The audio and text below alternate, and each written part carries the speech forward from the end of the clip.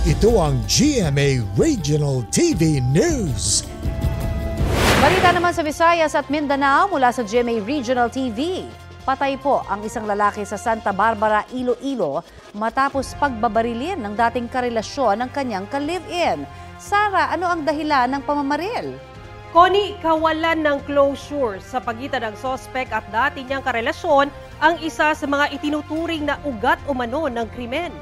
Yan at iba pang mainit na balita hatid ni John Sala ng GMA Regional TV.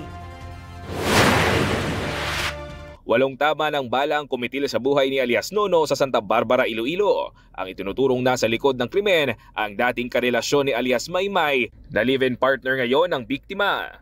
Kwento ni Maymay, nagkausap pa ang biktima at sospek sa kanilang bahay pero biglang bumunot ng baril ang sospek at binaril si Nono. Nakuhanan pa ng CCTV camera ang pagtakbo palayo ng biktima. Hindi na nakuhanan ng sumunod na tagpo pero naabutan daw ng sospek ang biktima. Muling pinagbabaril bago tumakas. Ayon kay Maymay, sinabihan pa ng kanyang dating karelasyon ang biktima na wala siyang sama ng loob at tanggap niya ang bagong relasyon.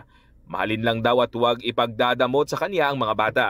Pero sabi ng kapatid ng sospek, posibleng nagalit ang sospek dahil wala raw closure ang kaniyang kapatid at si Maymay. Pursigidong pamilya ni Nono na sampahan ng reklamo ang tinutugis pang sospek. Arestadong isang tricycle driver sa Lapu-Lapu, Cebu matapos siyang saksakin ng kaniyang kapwa tricycle driver. Ayon sa isang saksi, nagpambuno dahil sa hindi pagkakaintindihan ng dalawa sa parking area sa Barangay Poblasyon. Hindi raw alam ng saksi kung saan nakakuha ng kutsilyo ang sospek. Patuloy na nagpapagaling sa ospital ang biktima na nagtamo ng sugat sa kanyang likuran. Na-recover ang ginamit na kutsilyo sa krimen. Nahaharap sa reklamong frustrated homicide ang sospek na tumangging magbigay ng pahayag.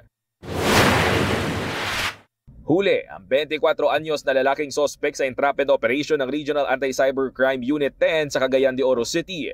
Ang sospek, inireklamo ng blackmailing ng dati niyang kasintahan.